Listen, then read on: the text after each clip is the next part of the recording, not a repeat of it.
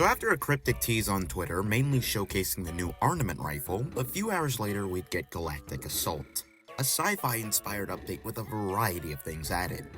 But is this update any good? Well, that's what I'm hopefully gonna answer today as we look through the new stuff, the returning stuff, and more. And where better to begin than the theming itself? Upon opening Arsenal, you'll notice that there are now loading screen quotes that either directly reference this update, or reference sillier things like Rex. And in the main menu, there's a new remixed version of the main Arsenal theme specifically made for this update.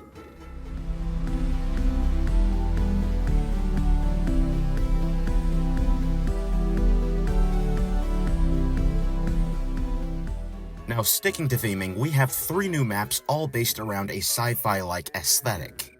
From Outpost 75, a futuristic base set in the mountains, to Asteroid, a mining facility set on the moon.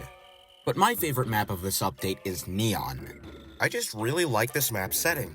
It still has sci-fi elements to, of course, fit the theming of this update, but it doesn't feel too far in the future to where it could be unrealistic. This map also reminds me of a place called the Shinjuku District. This is a city in Japan that I've recently visited that is famous for 3 things in particular. Its architect, its late-night scenery, and this place. Kabukicho. And if this place looks familiar to you, that's because Kamurocho from the Yakuza series is somewhat inspired by Kabukicho. But how do these maps play out? After all, you don't play Arsenal just to look at scenery. Well, let's hop into the next part and find out, shall we? You see, one of the biggest reasons why this video took so long to get out was the fact that I wanted to get a feel for how these maps played out. Maps like Beach and Matrix, for instance, usually tend to draw out more aggressive and fast-paced gameplay that usually ends fairly quickly, while maps like Ruin and Boulevard usually tend to draw out a match more due to its sheer size.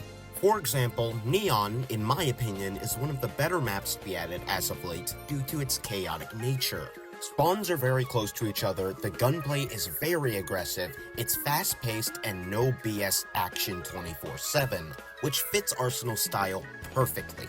The only gripes I could really say about this map is the fact that it can sometimes feel a little too chaotic for my liking, and since spawns are pretty close, expect spawn killing to happen quite a bit.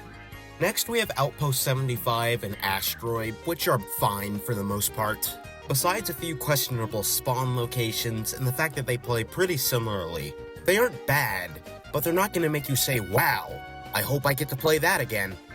There are 2 returning maps in this update as well, those being Roll Station and a New Year's themed Ridge Park. But there's nothing really to cover here as they've both played the same since their addition into the game, so just take it with a grain of salt.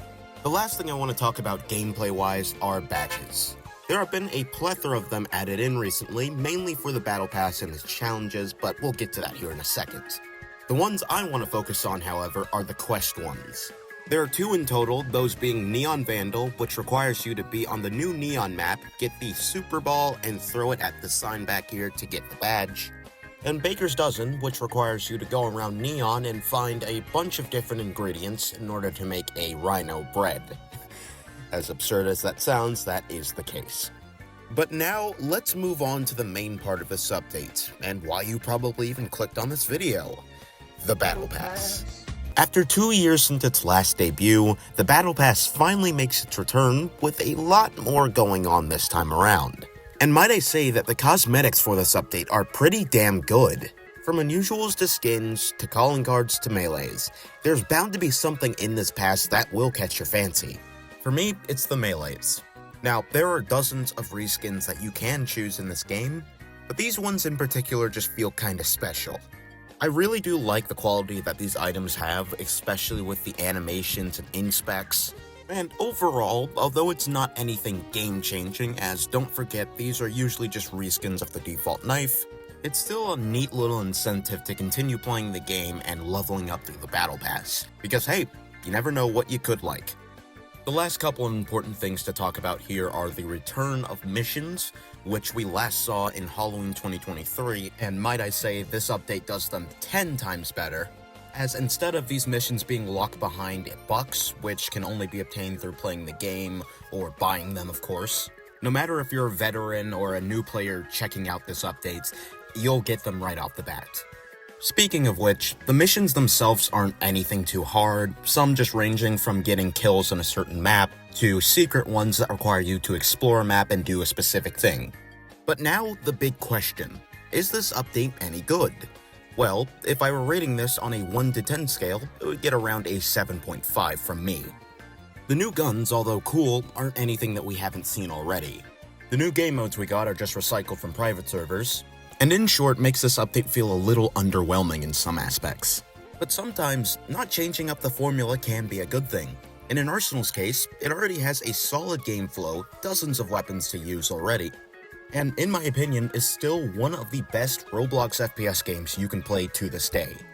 I highly recommend to anyone watching this video to go check out this update, as I believe it will not disappoint you. It won't blow your expectations like Slaughter, The Night's End for instance, but it definitely will give you some enjoyment. And to anyone still watching at this point, thank you. I don't know how you managed to sit through me rambling on for 6 to 7 minutes about things you probably already experienced, but to you, I say thank you. And I know that I haven't been uploading recently, and there are good reasons for that. Besides work, family, and school, I've been busy working on different videos that I think you guys will enjoy. Some of these will be Arsenal, of course, but others will be on things like Enforcement, Murder Mystery 2, TC2, and more. The main goal that I have for this channel by the end of the year is to have a more variety-based kind of content, if you know what I mean. Now, does this mean I'm quitting Arsenal? No. Arsenal will be my primary source of content for the foreseeable future, so to the 2 people who actually care, don't worry.